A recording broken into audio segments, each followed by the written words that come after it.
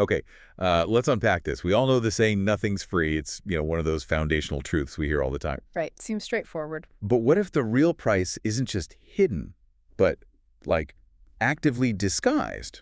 What if you're racking up this massive bill and you don't even realize it until the consequences are kind of staring you in the face? And what's truly fascinating is how adept we seem to be at overlooking these invisible costs, especially in areas we think are clear-cut, like finance and investing. Yeah. We focus so much on the potential returns, the upside, but the true currency of success often demands something completely unexpected from us. Right. And that's exactly where we're headed today. Our mission is to take a deep dive into understanding these invisible prices. Get under the surface. Exactly. We're going to use some incredible real-world stories to make the unseen visible. The goal here is so you can recognize and actually choose to pay the true cost of success. Because, and this is important, trying to dodge those costs, Yeah. it can paradoxically make them even more expensive in the end. And it might just make you completely rethink your perception of something we commonly call volatility. Okay, so the GE story is a really powerful illustration of those hidden costs in leadership. Immelt's experience really hits home. It does. But this whole idea of an unseen price, it isn't just stuck in the C-suite, is it? No, not at all. It's a constant shadow over our personal finances, too, especially when we talk about investing. Right. That's probably where most of us feel it. It truly is. I mean, think about the advice. Hold stocks for the long run. Sounds incredibly simple, right? Deceptively simple, maybe. Exactly. Look at the S&P 500, the big U.S. market index. It went up, an astounding 119-fold in the 50 years ending in 2018. Incredible number. Looking at that chart, it seems like you just sit back, do nothing, maybe sip a lemonade, and let your money compound effortlessly. Huh, if only. But just like running GE, successful investing looks really easy when you're not the one actually doing it, living through it day to day. That's such a crucial distinction. Reading about returns in a book versus living through the ups and downs. Totally different things. Day and day. So if the price isn't just dollars and cents, what is the actual currency of successful investing? What are we really paying with?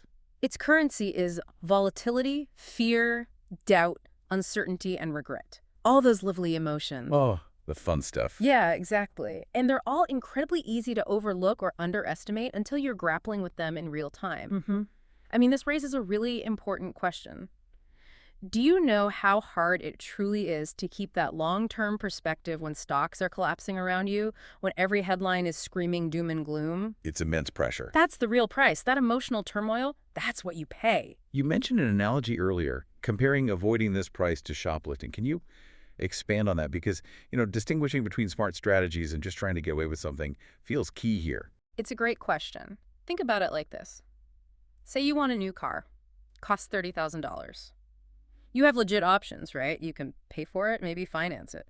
Or you could buy a cheaper, used one. That's a valid choice. Yeah. Or you could try to steal it. Now, most people don't steal cars because the consequences are glaringly obvious. Prison, fines, huge disruption to your life. It's universally understood as a bad idea. Right.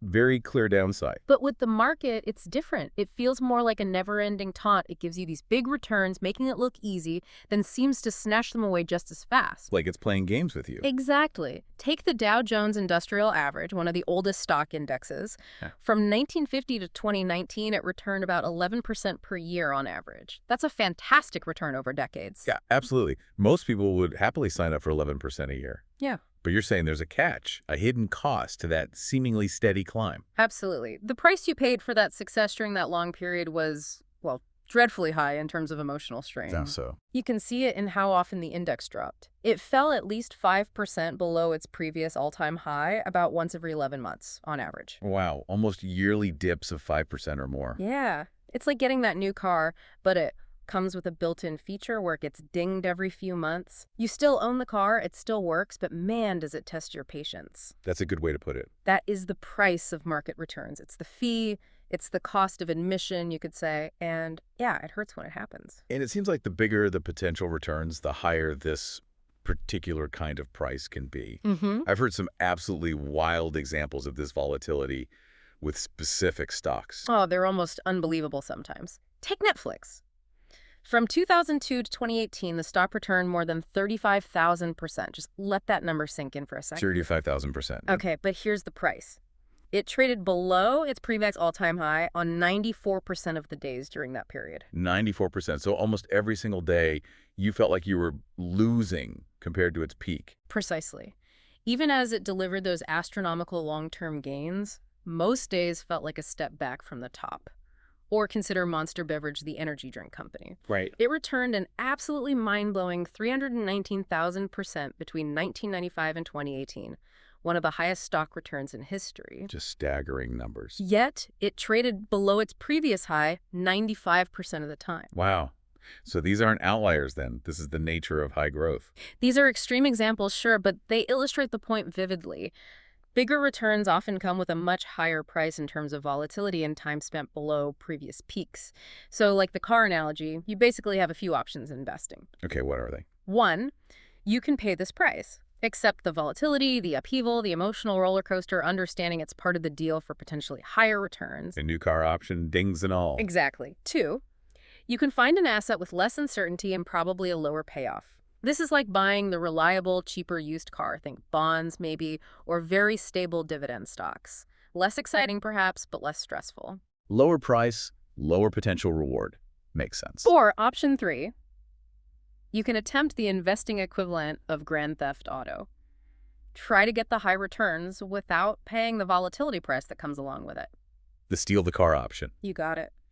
And it seems like many investors, quite understandably, go for that third option. Yeah. They try to be the car thief investor, right? Devising strategies to sidestep the volatility. They do. They trade in and out. They try to time the market, sell before the next recession hits, buy just before the next boom takes off. They know volatility is real. They feel it, so they try to outsmart it, basically. Exactly. And this is where the futility of trying to avoid the price really becomes clear. There was a study by Morningstar, the investment research firm. Okay, yeah, I know them. They looked at something called tactical mutual funds. These funds are specifically designed to do what we just talked about, switch between stocks and bonds at just the right times, aiming for market-like returns, but with lower downside risk. So they explicitly want the returns without paying the volatility price. The get the reward, skip the pain strategy. Precisely. The study focused on a period from mid-2010 through late 2011.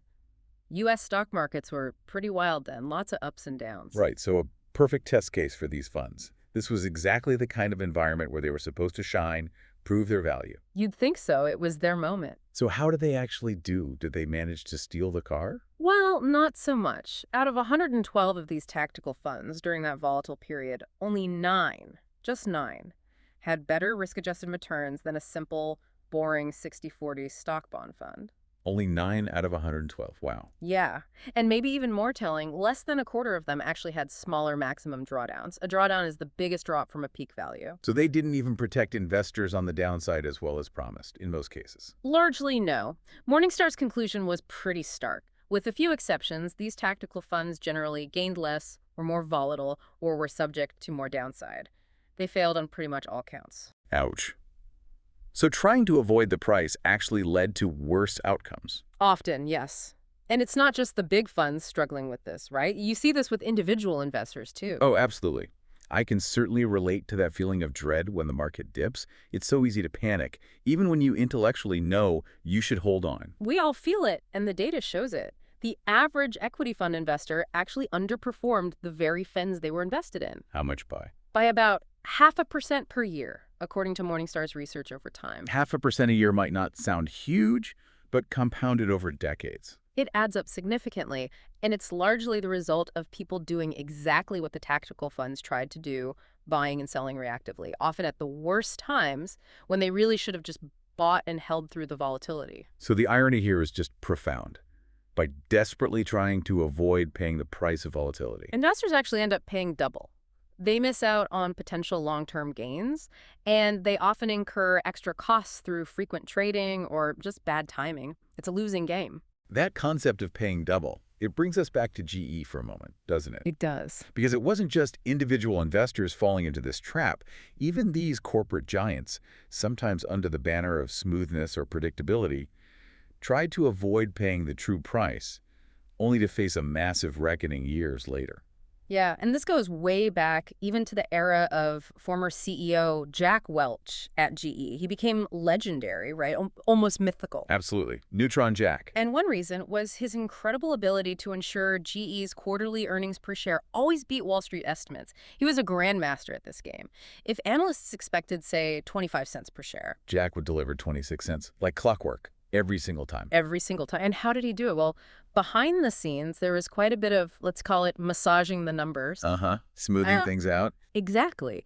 He would often pull gains from future quarters into the current one to hit those targets. He even wrote about it in his book, how in a pinch, his business leaders would miraculously find an extra $10 million, $20 million, even $30 million from their units to cover any potential earnings gap. So effectively borrowing from the future to make the present look better. It was a very clever way to create this powerful illusion of consistent, predictable growth. No surprises. So under Welch's leadership, stockholders got exactly what many investors crave: consistency and predictability. A stock that just seemed to surge year after year without the messy surprises of uncertainty. Right. They didn't feel like they were paying the price in real-time volatility. It felt smooth, easy almost. But, as we've established, the bill always comes due, eventually. And boy, did it ever for GE. In the years following Welch, GE shareholders suffered through roughly a decade of mammoth losses that were, in many ways, previously shielded or deferred by those accounting maneuvers. So the penny gains of Welch's era Became dime losses later on because the underlying issues, the real volatility and challenges in the businesses, were never truly addressed in real time. They were simply papered over, hidden from view. And it wasn't just GE playing this game, right?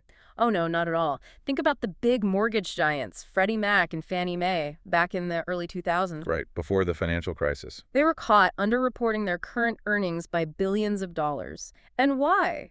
Precisely to spread those gains out over future periods. To create that same illusion of smoothness and predictability. Exactly. The illusion of getting the rewards without having to pay the price of normal business fluctuations. It never works in the long run.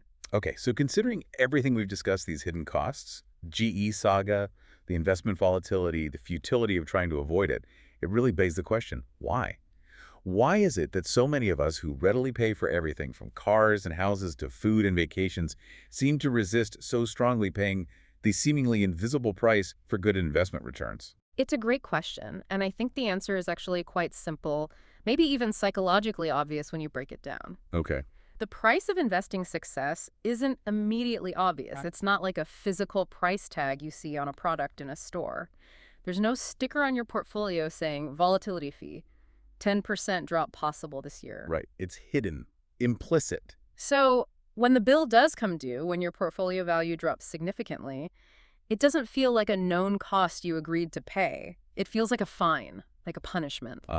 Okay. Like a fine for doing something wrong. Exactly. Think about a traffic fine, or worse, an IRS fine. What does that imply? It implies you messed up. You did something wrong, and now you're being penalized for it. So the natural reaction is to avoid future fines. Of course. If you view that market drop as a fine, your instinct is, how do I make sure this never happens again? Which leads to trying to time the market, or selling low, or avoiding stocks altogether, all the things that tend to hurt long-term returns. It's a fundamental psychological reaction. That distinction is actually crucial, isn't it? It might sound like just semantics, changing a word, but thinking of market volatility as a fee rather than a fine. That seems like a really important part of developing the kind of mindset that lets you stick around long enough for investment gains to actually work in your favor. It completely changes your perception. It's vital. Yeah. I mean, let's be honest, few investors can genuinely say, oh yeah, I'm actually totally fine if I lose 20% of my money.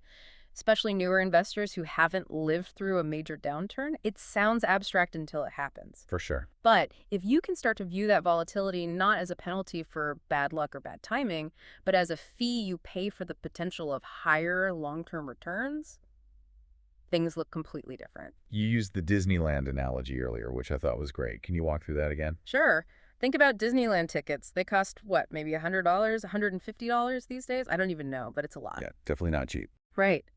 But millions of people willingly pay that fee every year. Why?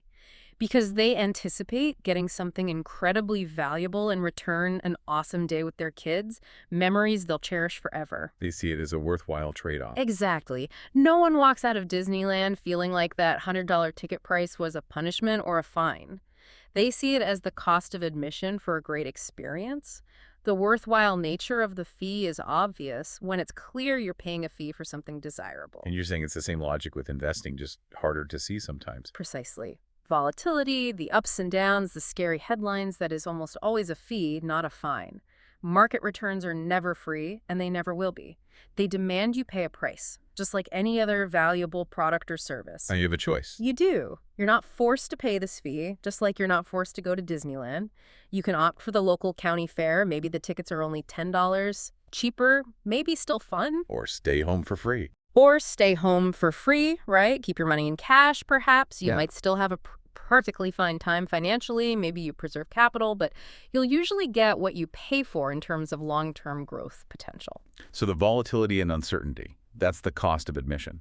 That's the cost of admission if you want to access returns potentially greater than those you'd get from lower fee, lower risk options like cash or maybe some bonds. It's the price for playing in the higher return arena. Okay. The real trick, the ultimate challenge, is convincing yourself, truly convincing yourself deep down that the market's fee is worth it. Not just tolerating it, but accepting it. More than accepting it, actively realizing that it's an admission fee worth paying for the potential long-term rewards. It's the only way to properly deal with the inevitable volatility and uncertainty without letting it derail your plans. That's a really powerful way to frame it. So what this whole deep dive really boils down to, it seems, is that the most valuable things in life, whether it's leadership success, investment returns, maybe even relationships or skills, they often come with a hidden price. And it's not always monetary. It can involve discomfort, uncertainty, fear, regret, or simply the passage of time enduring difficulty. Absolutely.